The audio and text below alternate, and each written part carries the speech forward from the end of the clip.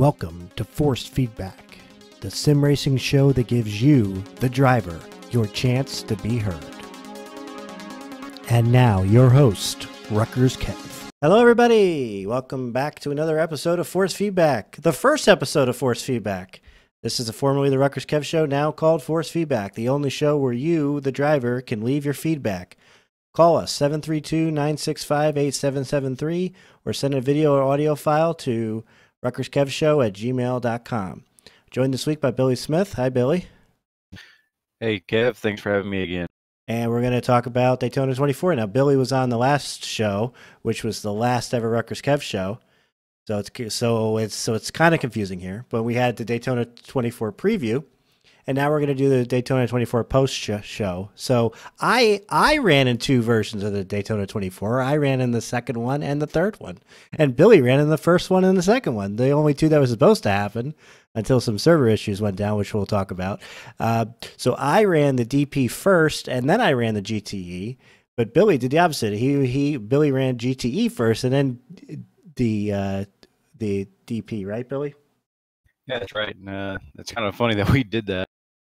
Yeah, that was actually my first race ever. I actually, not even my first race. It's my first time ever in the car, I think, for the GTE. I had just purchased it in week 13, the last week 13, because I wanted to just throw it in on my purchase, and I decided to buy the Ferrari. Because that was my pick. I had never even purchased the car yet, so. Then one of my teammates in the major series goes, "Hey, I'm doing Daytona 24. It's just me and one other guy, and we need another driver to help out." And I was like, "Well, I'm already doing the DP, but if they crash out or something, I can help you." And then they're like, "Okay, great."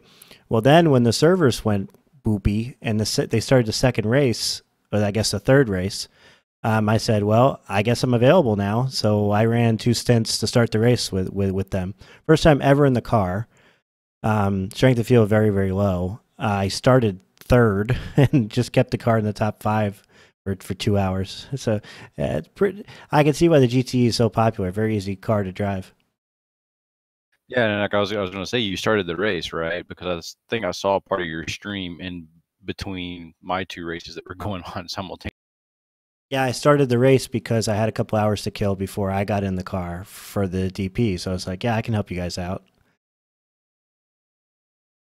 So it's just kind of a interesting introduction to the GTE. It's a fine car. I just kind of like to zig where others zag. Like everybody else is in GTE, so I'm just going to do something else. Yeah, I mean, it's kind of the reason I went for the DP, even though I kind of, talked negatively about it in the last show, and then ironically ended up in it with a few other guys from the from Autobahn, you were saying. Yeah, so that's the league that Billy and I run in. So which of the two races did you consider your main race heading into it? I think the Saturday race I kind of treated more as the primary. I was going to be running more of that race than the Friday night race, and I put more practice in. So what was the circumstances surrounding you running the Friday race? Well, there were some issues with the team members. I think I talked to you about that before. Who we were going to run with. Some people fell out, and I didn't know that was actually even going to happen. And then John Ulmer, as you know, he approached me and he actually wanted to run, and he put together a team. I was like, all right, well, I already just agreed to run with Tenzi because I thought that other race wasn't going to happen. And I said, well, I can run with you, but you have to run the Friday race because I can't do, two races at the same, in different splints, obviously. And so everyone was like, okay, that works. And that's kind of how it ended up happening. Mm-hmm. Yeah, kind of the same thing with me, just in reverse. That's funny how that happened. So what split for Saturday did you wind up in?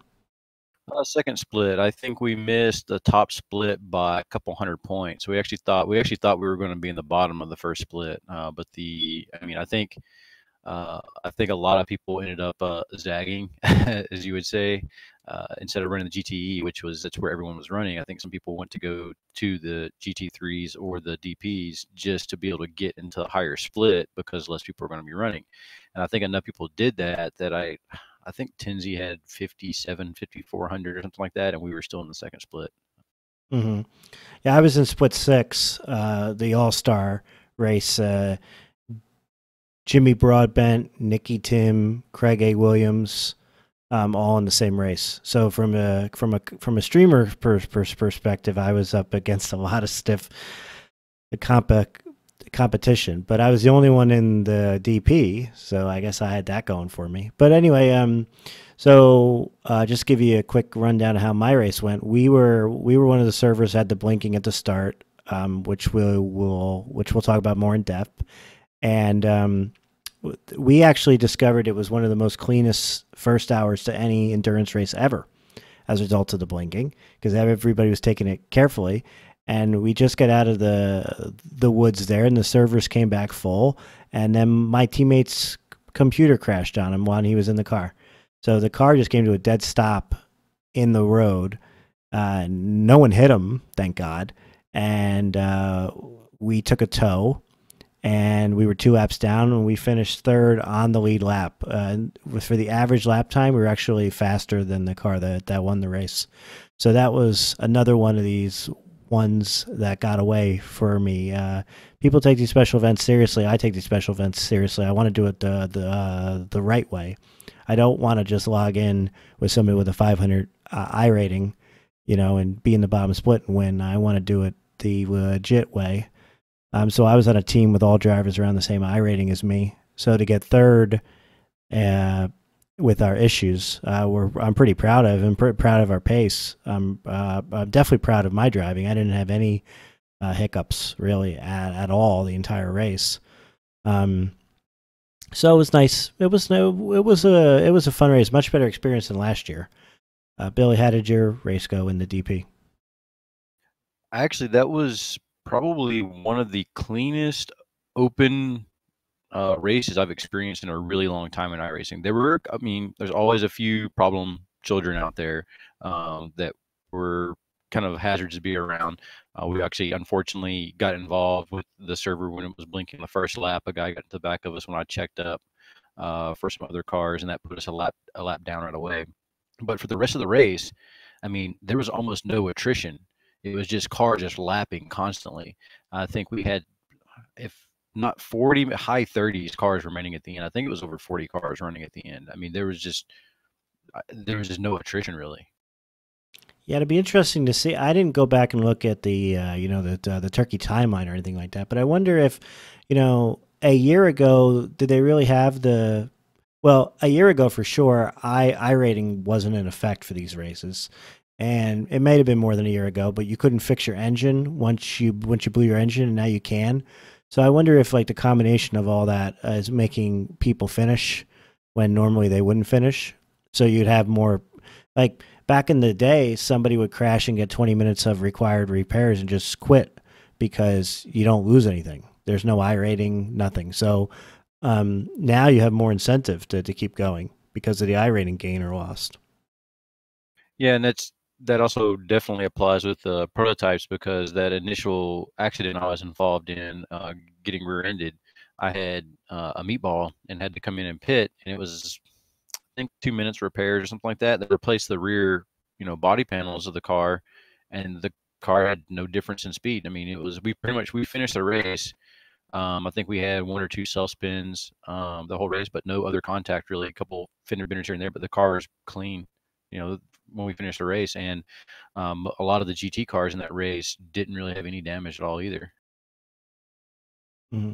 So just to touch on the server issues now, the top split didn't have any server issues. So if you're just watching the broadcast, you wouldn't experience anything. You wouldn't have noticed, unless you were looking at chat room, because chat room was kind of mad about the whole thing. But the first, do you notice it in warm up, and then for the whole first hour, all the cars were blinking in and out. Me, as a person streaming it but not in the car, I couldn't even follow the race. I shut my stream off because there was no point.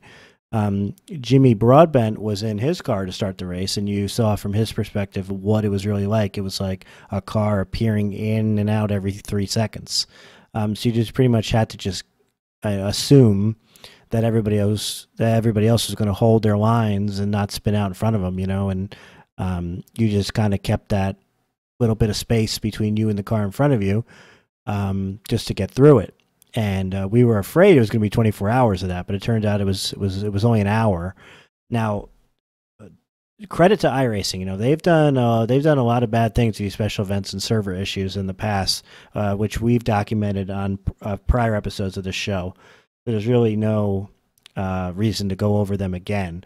But, you know, credit to iRacing, they really stepped up here. They admitted fault in the error. You know what I mean? They said, it turns out we had a bad setting in our DDoS prevention firewalls causing the issue. And it says, I'm guessing the scale of this race caused an issue with the way we had it set. We will get a full debrief and do a full review. Our fault. Very sorry for the issue. And it is the fact that they posted that at 8:57 in the morning on the day of the race. That means a lot to me, from coming from what's happened in the past, like 12 Hours of Sebring last year. Yeah, and not only that, but they fixed it within, you know, they had to figure out that it was an issue, get an engineer in there to debug and figure out what the problem was and fix it. And I mean, yeah, it sucks that it happens. It's their fault clearly that it did happen, but I don't think they could have handled it in a better way, you know. Yeah, and then again, coming from what happened 12 Hours of Sebring, where they just canceled the race and didn't reschedule, they started another race, you know. Maybe it's the fact that Tony was just available and there, and Tony has the power to actually do stuff like this. But Tony's like, you want us to start another race in 1 hour? Okay, there's another race up. And it only had 2 splits of 30 cars each. But just the fact that people were given the option to run another race is like a mind-blowing change compared to what we've had in the years of past. Yeah, I mean, like I said, I don't think they could have done anything different there. And I mean, the website got a little bit slow about the time that those issues started, but honestly, that was, besides that one event, everything was pretty smooth. So I mean, I think gotta give hats off to iRacing for the improvements they've made and just handling the entire situation. And I think going forward, having that being fixed, I'm really looking forward to the next events just to see how smooth it can go. Yeah, I mean, you know, when there's a lot of things that you could say bad about iRacing, and there were a lot of bad things said in that first hour. And first impressions do mean a lot. You know, I think Jimmer, at the time he started the race, had like 8,000 people watching him complain about iRacing and the fact that you pay money for it each month, and he plays other sims like that and doesn't really have an issue, blah, blah, blah, blah, right? So that's bad for iRacing, but overall, this was a pretty solid event. Now, I want to take a call now. Adam gave us a call about his Daytona 24 experience. Hey, Kevin, this is Adam. Just giving you my experience on the Daytona 24. Experience was great. Day to night was awesome. The temperature changes made the race way more exciting. I think my major complaint, a lot of other people, is that we need some kind of team iRating. I was in the second to last split, all GTE, with a strength of field of 1,400, and the guy who got the pole and had a huge lead had a 5,600 iRating. Just a little ridiculous. I think iRace can do better. I don't see why 99.9% of teams can register for this race in advance with all their drivers. I can't imagine it affecting many teams that could not register in advance 12 hours or 6 hours or something. I mean, I think it's such a small amount of teams that would affect that. I think iRacing needs to do something about it. So, enjoying the show, man. So, unfortunately, what happened to Adam is that there was an issue by one of the top teams in their registration. What they did was they registered the team, but didn't register as a driver. So when the servers launched, they gridded or splitted that team as if it had no I rating. So it put them in the bottom split of the GTEs, which sucks. Basically, it sucks to have that happen. So, and Adam just brings up the point, like, why can't we just register in advance, which we've mentioned before on numerous occasions, and we can't because it's a Band-Aid. You know, they tacked on team racing into something that wasn't intended to have team racing. And it's a good thing we have team racing in the first place, but it still kind of sucks. Yeah, and actually that happened to me and the team when we were running with, well, I say we, but I mean I and the other drivers a year or two ago. I think it was for one of the 24s or maybe the Spa 24. I can't remember which one, but that exact thing happened. And it's something that's crossed my mind looking at some of the forum posts. It seems like there's the user experience with the way we interact with iRacing and the registering the races, as you just mentioned. And there's just, I see forum posts every now and then where someone that's a little bit newer to the sim comes in and asks a question, and everyone's like, well, this is obvious. Why don't you know that? And I was thinking about this. I mean, it was probably yesterday, the day before, and I was, I'm in software, product management and stuff. So it's something that I kind of live and breathe. And I was sitting there thinking, why, like, it's not obvious how this works. It's something where you have to go and ask people, or just, you know, make mistakes to figure out how some of these nuances are with this software. And that could definitely be improved, I think. Well, and it's just kind of, you know, it's a lot of these people come in and, like, let's just bring up on screen here the results of the race that we're talking about. So TT Racing Silver, 4,418. The guy that qualified the car and started the race, 5,868. And the other team had 3,579 of their iRatings, right? The team that got second, 1508, 827, 488, 1384. The team that got third, 742, 1517, 1312, 1233. You see, like, these guys just don't have a chance. And they won by 22 laps in that race. So you see, like, 22 laps was the margin of victory for that class. And, you know, there was a thread calling these guys cheaters, and they weren't cheaters. It was just kind of, it was an error in terms of the registration. But you could see how, like, again, first impressions and stuff. Maybe for a lot of these guys, this was their first big endurance race. They were looking forward to it. I think they have a chance to win, and then turns out they never had a chance to win because they're going to lose by 22 laps. Yeah, and it's clearly not cheating. I mean, but it would be the same thing as your amateur, you know, local dirt track or asphalt. You know, you're running with people that have a couple $1,000 cars maybe or whatever, and then, you know, Tony Stewart Motorsports just decides to put, you know, $150,000 into the same class of car and come run and beat everybody. It's just, I mean, it's not cheating, but it's kind of defeating the purpose and the fun and the sportsmanship of it, really. I think, honestly, doing pre-registering, I mean, with real racing, you pre-register. You don't register the day of or 5 minutes or 5 seconds before the race. You register at some deadline beforehand. And if you do that, you have the average of the drivers, their iRating, and then you put them in place based on that. And if you're not part of that pre-registration, then you don't get to race. That's maybe one way to look at it. I know, but it would require a total rebuild of what they have already. You know, what they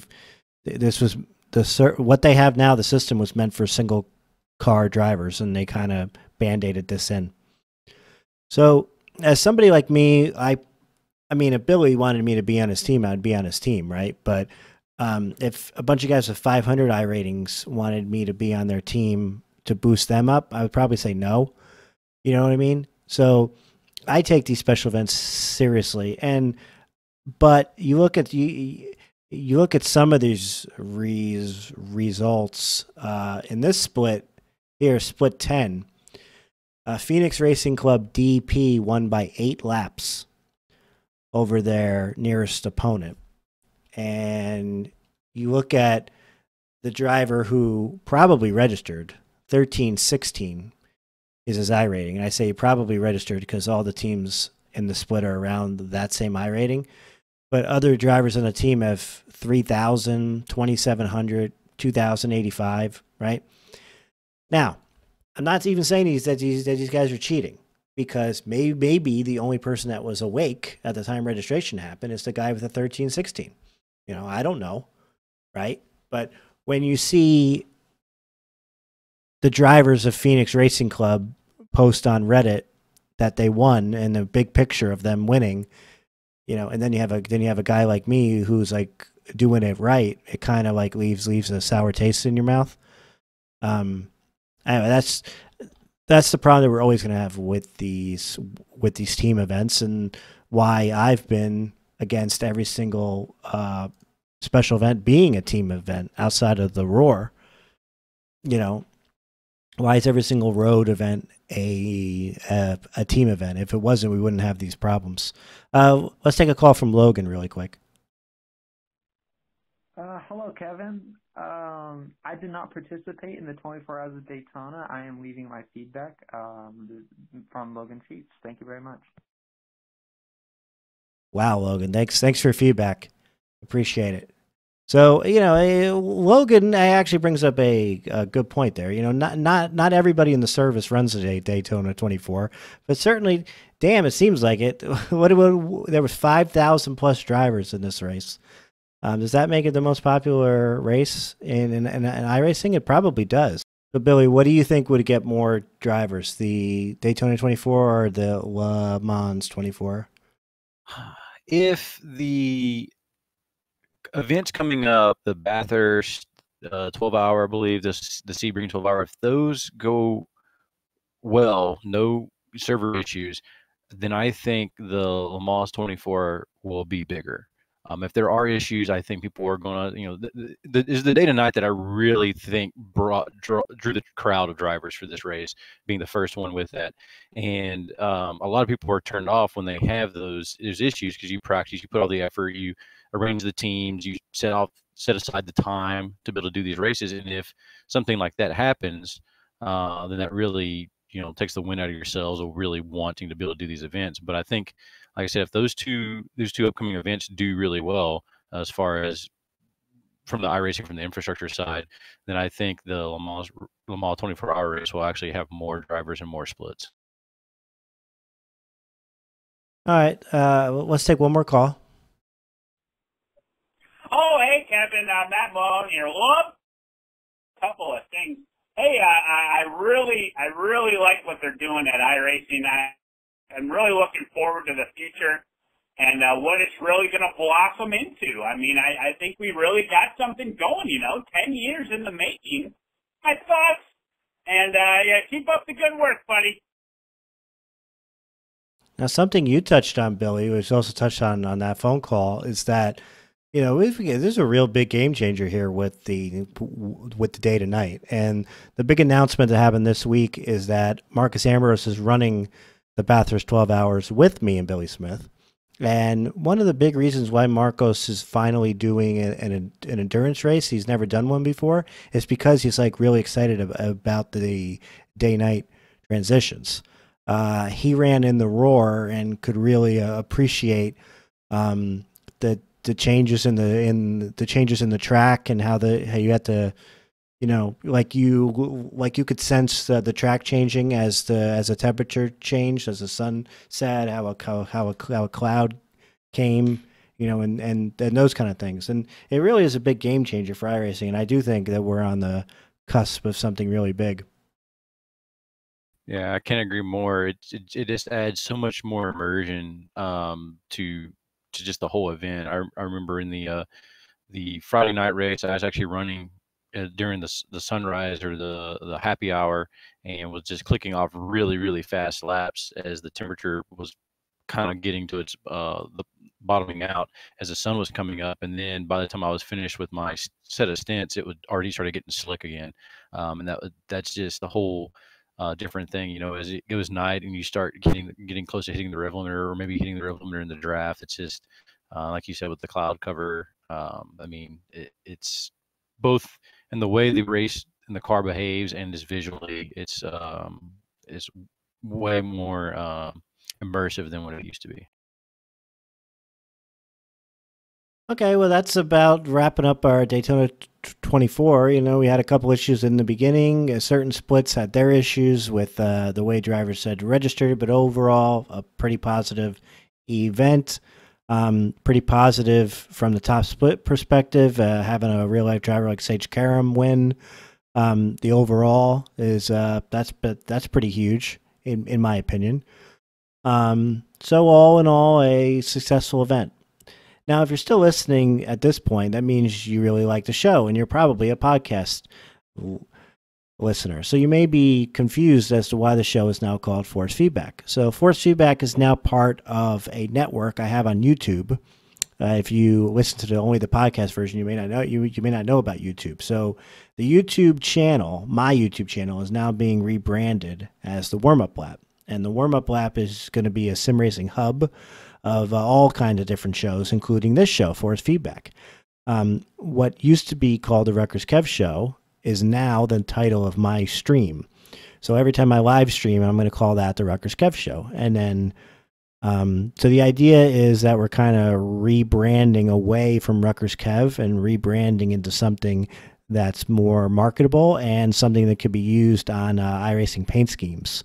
Because if you're not aware, we haven't really touched on it on the show. I'm kind of waiting until I get a painter on the show to discuss this. But iRacing, if you race on the iRacing Esports network, which I do now in the major series, you can't have any kind of copywritten logos. So it's kind of hard to be RutgersKev when you can't have the Rutgers logo on your car. So that's part of the reason for the rebranding. Also, I'm trying to get more people exposure. So plenty of more things to discuss about the warm-up lap. We're going to probably do a whole nother show on this. You may also be listening and wondering, you know, there's all this news has happened in the last month with the Peak Series and the draft, and all the other stuff. If you don't know what I'm talking about, great. If you do know what I'm talking about, then stay tuned, because probably our next episode is going to touch on that. So if you have any thoughts on the changes to the Peak Series, these teams that are coming in, call the show, leave your feedback. And if you got any feedback about iRacing in general, call the show. This show's about you. You know, you don't want to hear just me and Billy ramble on for a half hour. You know, we want to hear from you. So call the show and leave your feedback. So Billy, I'd like to thank you for being on the show, and I look forward to our Bathurst experience. I did some testing yesterday, and I ran 2:05s, so I'm just way off the pace. But tomorrow night I'm recording a track guide with Marcos, so I expect to be right back in there after my lesson. Awesome. Thanks again for having me on, and I'm really looking forward to this race. I don't really have much experience with Bathurst itself, but it should be pretty. It's just a lot of single file. It's a tough track to pass, and we're gonna have the Porsches in our race too. And I didn't race with a Porsche in my the last time I did it last year, so it's gonna be interesting. But anyway, yeah, I think we'll do a full preview on that in video form soon with me and Marcos. So, okay, thanks everybody for listening. Thank you for all my Patreon supporters, and that's the end of the podcast, Donk.